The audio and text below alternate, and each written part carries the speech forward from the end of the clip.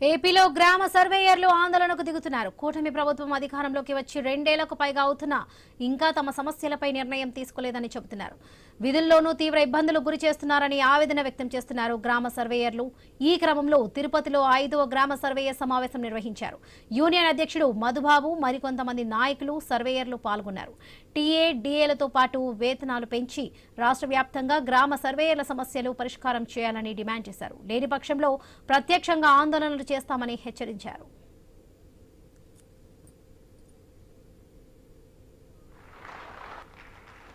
గత 6.5 సంవత్సరాలుగా మేము గ్రామ సర్వేలో రీసర్వేలో రాత్రనక పగలనక వర్క్ చేస్తూ ఉన్నాం. కానీ మాకు ఎటువంటి ఆర్థిక వెసులుబాటు కానీ సర్వీస్ మ్యాటర్స్లో ఎటువంటి పురోగతి లేకపోవడం వల్ల ఈరోజు మేము అన్ని డిపార్ట్మెంట్లకి మంచి ప్రమోషన్ ఛానల్ కానీ బేసిక్ స్పేస్ ఇస్తున్నారు.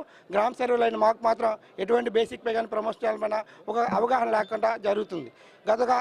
గత పర్యాలుగా మేము ఎన్నో విధాలుగా విజయవాడలో కానీ తర్వాత తిరుపతిలో కానీ మీటింగ్స్ ఏర్పాటు చేయడం జరిగింది, ధర్నాలు కూడా చేయడం జరిగింది. కానీ ప్రభుత్వం నుంచి ఎటువంటి స్పందన లేకపోవడం మా అందరూ కూడా మనసులు కలిచివేసి ఈరోజు ఈ రాయలసీమ రీజియన్లో మీటింగ్ ఏర్పాటు చేసుకొని 26 జిల్లాల ఏకాభిప్రాయం మేరకు మాకు ఏదైతే ప్రమోషన్ చేయాలి కానీ బేసిక్ పే కానీ రెవెన్యూ మంత్రి గారు మరియు డిపార్ట్మెంట్ హెడ్స్ ఒక ఆన్ పేపర్ మీదుగా రాతపూర్వకంగా హామీ ఇస్తే తప్ప లేనిపోయిన పక్షంలో 27వ తారీఖు నుంచి 28 జిల్లాల్లో రీసర్వే అనేది పూర్తిగా నిలిపివేస్తాం.